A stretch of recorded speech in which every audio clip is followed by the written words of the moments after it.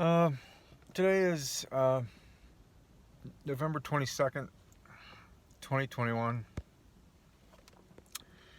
and a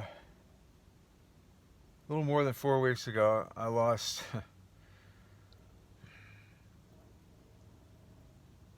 one of the best companions of my life. That was my dog, Haiti, Hady, and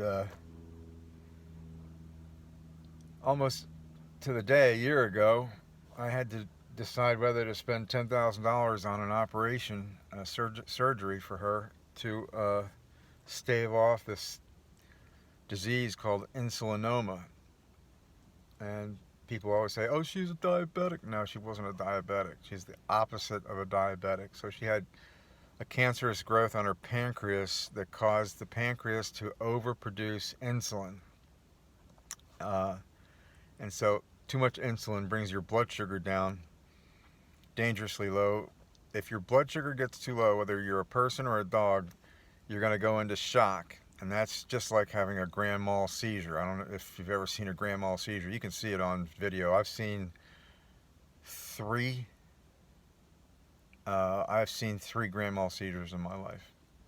My mother, my sister, and my mother was insulin shock, and that's what my dog suffered from, was insulin shock. Too much insulin, crashing her blood sugar, causing seizures that were just indescribable. They foam at the mouth, their teeth become gnashing, and when I looked in her eyes when she was having a seizure, she was terrified.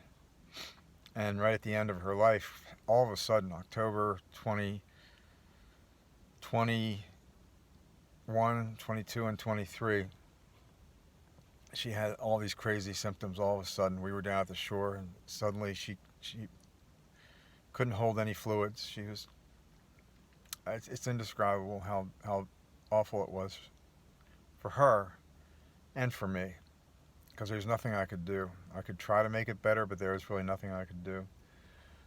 And finally, on the morning, like 5 o'clock in the morning, October 23rd, which is a Saturday, I get a call from the animal hospital saying that, she's been having seizures all night, and she was having multiple seizures now, rapidly, one after another. And I just said, please keep her uh, alive and somewhat comfortable until I get there. I got there about 45 minutes later, and I think she was already gone, lying flat in her stomach and not moving. But this dog, like, I adopted her 2.5 years ago. She was abandoned and homeless, and she was the most affectionate animal you could imagine. Every person, total stranger, whether she knows you or not, she was going to be affectionate with you and give you love and friendship. I mean, I never see people do this, but she did. And I was lucky enough to be, there for 2.5 years to witness and observe the way she made people feel good about themselves. And, I don't know any people that do that. I've known a few good people in my life, a few, but and that would make their special talent there is making you feel good about yourself. Well, my dog did it for everybody, and that was her joy, was to have the joy of friendship and affection. The world could use a lot more of that. Anyway, I'm sending out a message to her wherever she is that I miss her terribly. It's like this emptiness has just been injected into my life suddenly. I couldn't do anything. Like, she was sick for the last year since she got operated on. Every day, every waking moment, every moment of my life, I had to account for where she was, how long she was going to have to go. Like, if I had to go somewhere and do something, the most I could leave her alone, the very most, was 5 hours, and that made me sweat, because if she had a seizure while I wasn't there, it could possibly kill her, and that would be devastating. But losing her was devastating, more than I realized.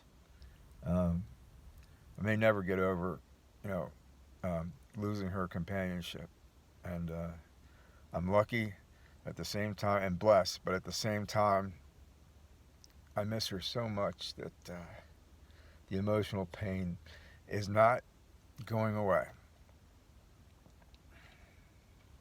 Good or bad, I'm not really sure, but I sure do miss that dog. I miss her. She's more than a dog for me. She was my very good and close companion, and it evolved into much more than just like, a pet owner relationship. I find it hard to describe.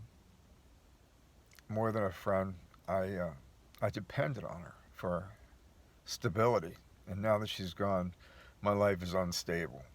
Meaning my emotions are unstable, and it's really difficult for me to get through this. But we'll see where things go. I don't know. It's so weird.